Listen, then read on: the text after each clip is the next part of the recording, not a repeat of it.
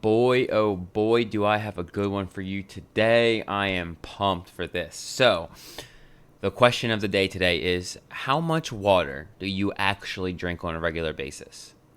I'm serious. How much water do you actually drink on a regular basis? I think a lot of people sell themselves short on this. People want to see results. Start looking at the finer details.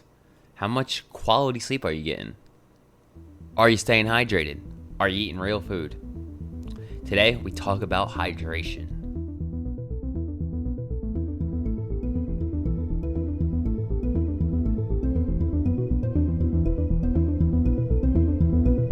What's going on, world? Welcome back to another episode of the Plants and PRs podcast. The podcast to help you move better, feel better, and in the long run, look a hell of a lot better. My name is Tyler Egan. I'm a certified personal trainer. And today, we get to talk about one of my favorite things in the world. Well, one of my favorite things to talk about in the world. Hydration. H2O. Water. Water sucks. It really, really sucks. I mean, it kind of does. I'm not going to act like water tastes great. It really doesn't taste like anything. But god damn is it important. And it's actually way more important than a lot of us realize. It's involved with a lot of things in the old body. Actually, one of the things that I'm unaware of is how much of the human body is water. Perfect. Google has it right there for me. Up to 60% of the human body is made up of water. That's a lot of H2O, baby. That is a lot of H2O. And we're going to talk about it today. We're going to talk about it, all right. But first, I don't really have anything first. Actually, short little announcement. I actually got a couple things here. So there is a first. One, I just want to thank everybody who has at least tuned in the show at least once, or twice, or three times. If you've ever left me like a rate review, there's a handful of people, myself included. Every little bit of support actually means the world to me. I noticed that I've gotten over 1,000 downloads since starting the show, which is exciting. I've gone back and I was looking at how many downloads I got on some episodes, and I got like 30 plus downloads on a couple episodes, and two of them were actually my favorite, which were I titled them. The first one was "Hips Don't Lie," which was all about like your hip anatomy and why it's important to make sure you have adequate mobility and flexibility in your hips. And then the other one was why I went vegan and why you should too. Both of those have over 30 downloads, and I know it may not seem like a lot to some people, but it's exciting for me. And the 1,000 download mark is actually exciting for me as well. Just to see that some of those older episodes are getting a good amount of viewership was really made me happy. So I appreciate everybody who has tuned into the show. Because of this, I really made it a point yesterday to really figure out how I could start posting the podcast on YouTube as well. The problem with doing videos all the time of me actually speaking is it's very, very time consuming right now. So I wanted to be able to just do it with like an audiogram or just like a visual thing that has like I don't know what it's called, those bars that move so you can see when the person's talking type of thing. So I found out how to do that. It was actually extremely easy. I could have done it way sooner. But now that I know how to do it, I'm going to start posting videos on YouTube as well. They're not going to be much in the videos other than the audiogram, but at least it's another platform in which you guys can listen. I know not everybody uses the podcasting platforms, so I want to make it more accessible to everybody. So it'll be over there, and I figured the cool thing about that as well is if you go on the podcast Instagram page, you'll have a direct link to the new video every single day. And if you actually want to be involved with the community I want to start to grow and whatnot, you can go on to the actual YouTube video, and when I give out the questions of the day in the pre-rolls, you can leave the comments as to what your opinions, what your answers are, what your perspective is on those things. So I think those are a couple new things I'm going to start doing that I'm excited for. And thank you again, everybody who has supported me so far. I really, really, really appreciate it. Without the little bit of support, I probably would have gave up already. So it means the world. So let's get into some motherfucking H2O. Sorry for the bang. I just, hydration is something I've gotten. Oh man, I've done a lot more research on. It's fascinating to me how important water is and how little we talk about it.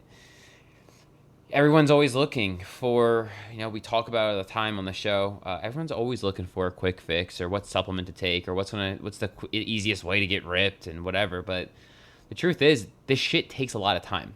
And doing the little things right, I did a whole episode on just doing the little things right. And they go a long way. The little things help. The little things are what separate the people who see results and the ones who don't. I had 2 years of my fitness journey with absolutely no results because I wasn't doing the little things right. Every weekend I would come home and just drink all weekend and eat like shit. And then during the week I would go back to eating well. And I was like, what did I expect to happen? Everything I did on the weekend was negating that. I didn't pay attention to my water intake. If I was lucky, I got a gallon in. Now I'm getting like 2.5. And I feel much better. So let's get into why water is so important. Because it's your body. I believe you should know it. So water is responsible for so many things in our body that we aren't even aware of. I have a bunch of links to some websites that I will definitely leave for you guys if you're interested, because it's definitely worth the read. Just a couple of things here from the Mayo Clinic. It gets rid of water through urination, perspiration, and bowel movement. Sorry, I just want to make sure I pronounced that properly. Keeps your temperature normal, lubricates and cushions your joints. That's huge, and we're going to get more into that one later. That one is something I just learned more recently, and I was like, wow, why don't more people understand this? I actually looked into that a little bit, and one of the first articles that came up was talking about water retention and joint, what was the word they used? Stiff joints. And the first thing they said was that it could lead to arthritis. So the first thing you do is scare the shit out of you with it. Instead of telling you to just drink more water throughout the day and start there. Let's start off the article with, this can lead to rheumatoid. I'm definitely saying that wrong. I'm sorry. Arthritis. And it's like, way to scare the shit out of everybody to begin with and not give them practical information like just drink more water. The other thing that the Mayo Clinic has listed was protects sensitive tissues. They recommend that men get about 15.5 cups, which equals 3.7 liters of water a day, and women get 11.5 cups, which equals 2.7 liters each day. A lot of the factors that influence H2O, exercise, environment, overall health, pregnancy, or breastfeeding, meaning that you might need to modify your total water intake based on some of these factors. So, if you're doing extra, like if you need about a gallon of water a day on just like a normal day with you go to work, come home, you do some light exercise, but like the next day you do intense exercise, you're going to need more water because you might be losing some of it through sweat and things like that. So you got to take those factors into play.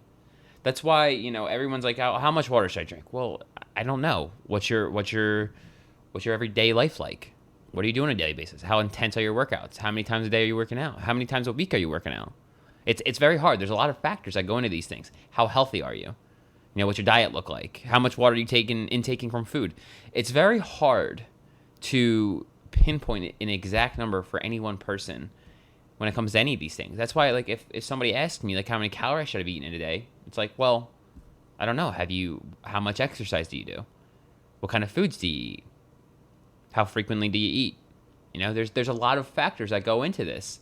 And everyone's just looking for a quick fix. Everyone's looking for that one answer, but it's just not there. And I'm sorry, this is proof to it. These are just the factors that the Mayo Clinic gives. And from my understanding, the reason I actually use the Mayo Clinic frequently is because from my understanding, it's a pretty reputable source. So I trust them.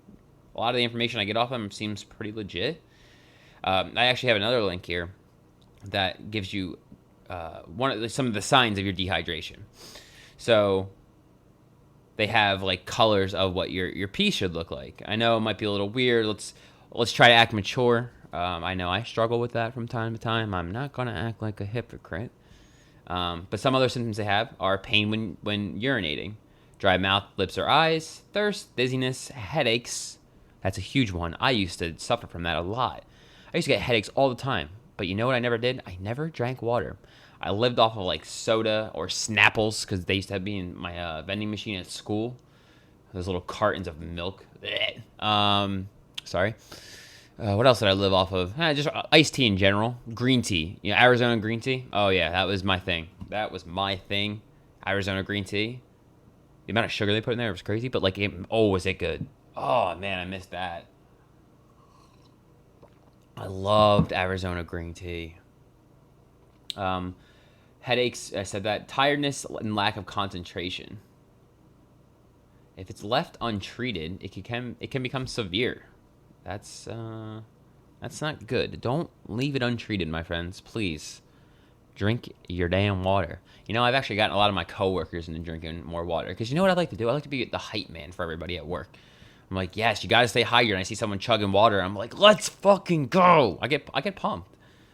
It's like the single easiest thing any one person to start making changes in their life. You don't want to start meal prepping. You don't want to start eating healthier yet. How about this? Let's start here. Let's start the bare minimum to start changing your life around. Drink more water. Okay? Cut out the coffee. Cut off the soda. Iced tea. Regular tea. Energy drinks. Whatever you got. Just drink water and let's just start there and just leave the rest of your life alone for now. How about that? I think it's a pretty good place to start. It's just me. If you really need to ease your way into things, just drink your damn water. It's easily accessible these days. So I actually found another article which was absolutely fascinating to me. It goes into more detail on what the importance of water to your muscles and your joints. So water helps to keep the bloodstream liquid enough to flow through your blood vessels. This one is huge. I found this interesting. Water is necessary to help in the transportation of nutrients and oxygen to your cells for repair. I mean, think about that. I'm going to read this again because I want to drive this point home. Water is necessary to help in the transportation of nutrients and oxygen to your cells for repair. So, I talk about things like mobility, flexibility, things like that a lot, in the sense that they are tools for recovery. And recovery is more important than the actual training aspect of it. Doing things like mobility work, yoga, just doing walking. If you take a rest day from weight training and you just walk, that's some recovery. That's like active recovery right there. That is active recovery. And we need our cells to be able to repair themselves in order to recover. So this is why water is so important, because it is necessary to help in the transportation of nutrients and oxygen to your cells for that specific reason, repair. They also say growth and general functioning. I feel like that should be implied, but hey, I'm glad I said it. Water also helps eliminate toxins and byproducts of your body's metabolism and exercise. Water helps energize muscles. Cells that don't maintain their fluid and electrolyte balance shrivel, which can result in muscle fatigue. Ultimately, performance can suffer when muscle cells don't have sufficient fluids. You see that? The way I'm interpreting this is that second part there was cells that don't maintain their fluid and electrolyte balance shrivel, which can result in muscle fatigue.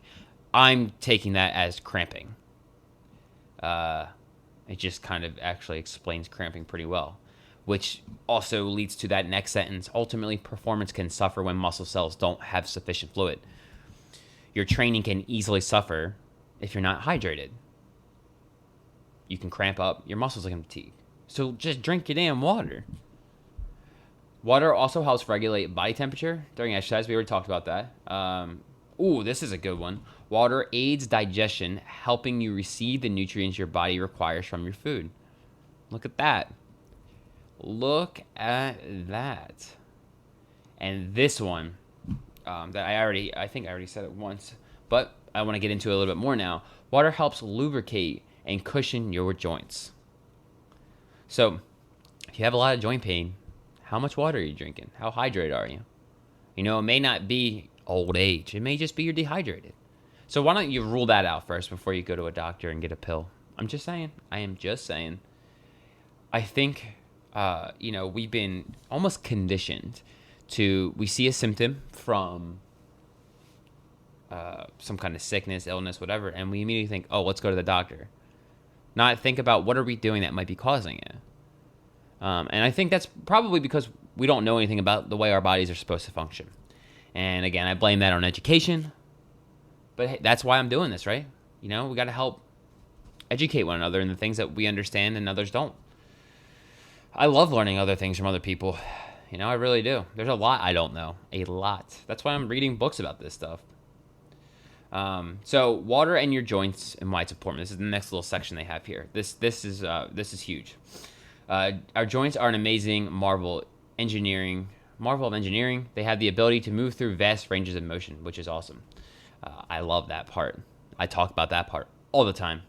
Intercellular water is 60 to 80% of the makeup of cartilage cells and plays a significant role in the cushion that sits between the joints, being so strong and able to absorb the forces constantly exerted on your body.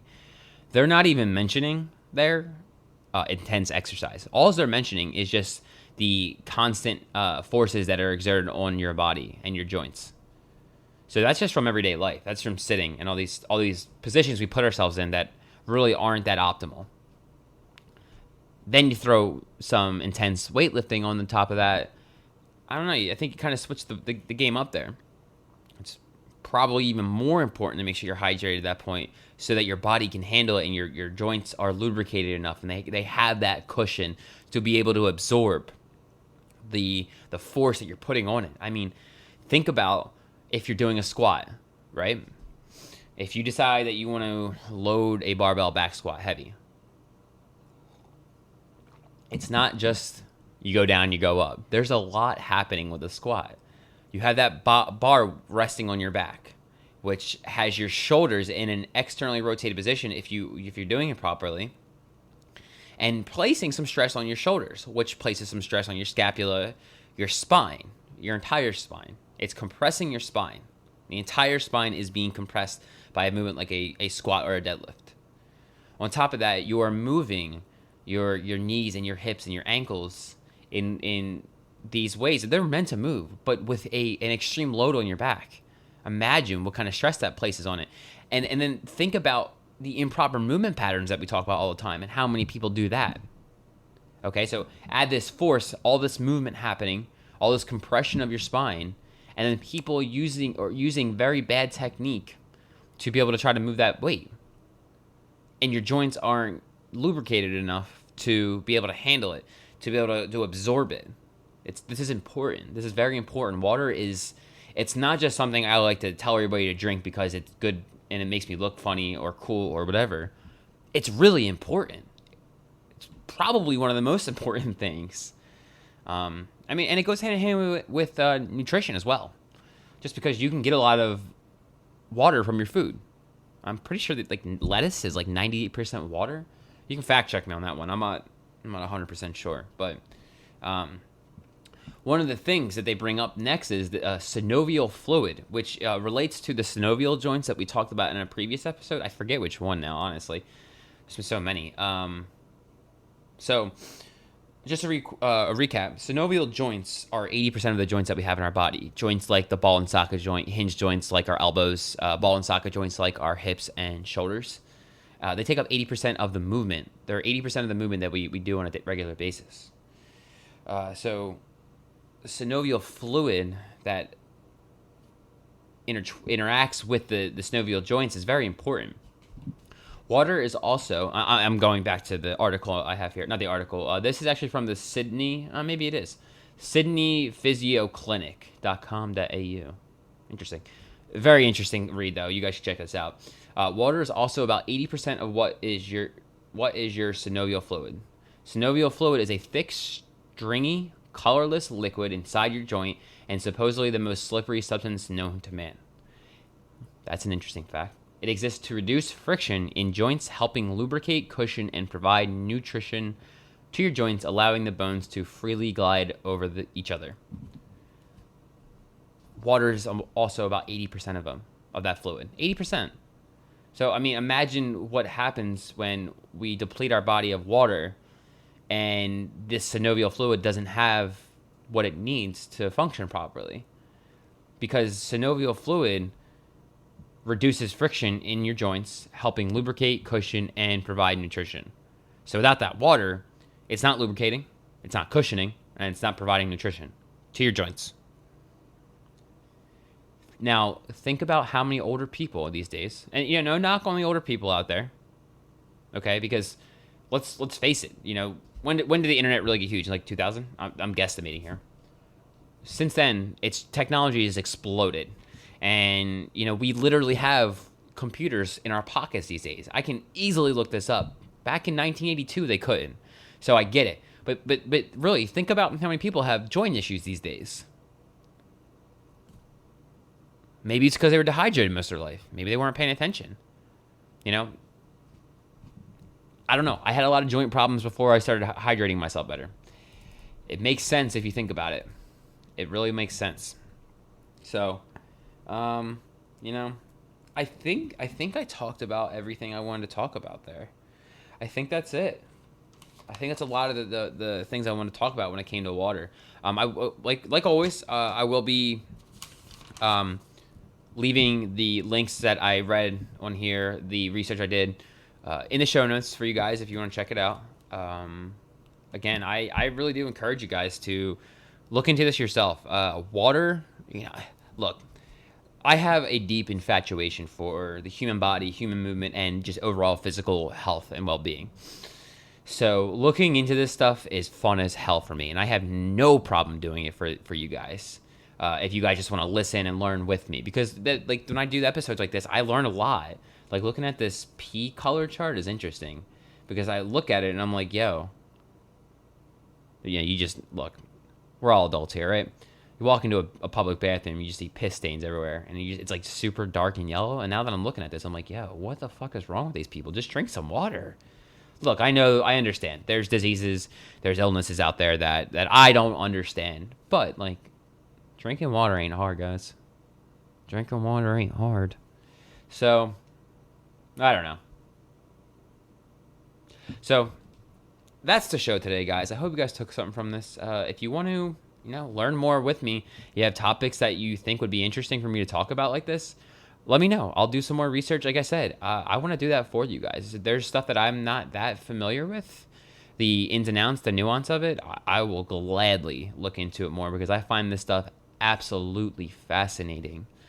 And for me, while this is what I want to do with my life, I really do believe it's important for everybody to understand what's happening in their body.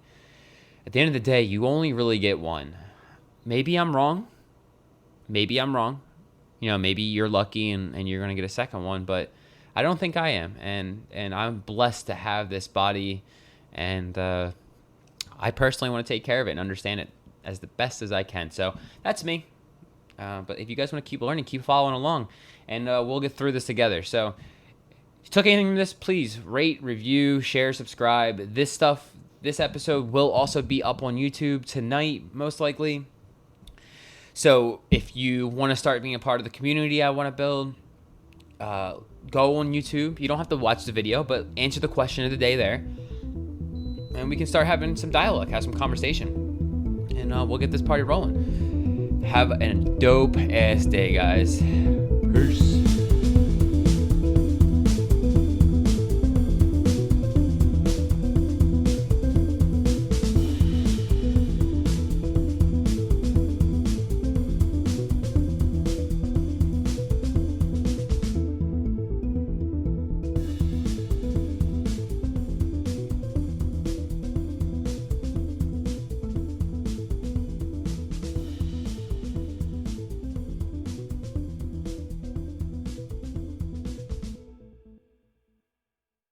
Thank you for watching the entire video. If you enjoyed it, please hit the subscribe button, the notification bell, and stay tuned for more because I'm going to start uploading more podcast episodes here. And yeah.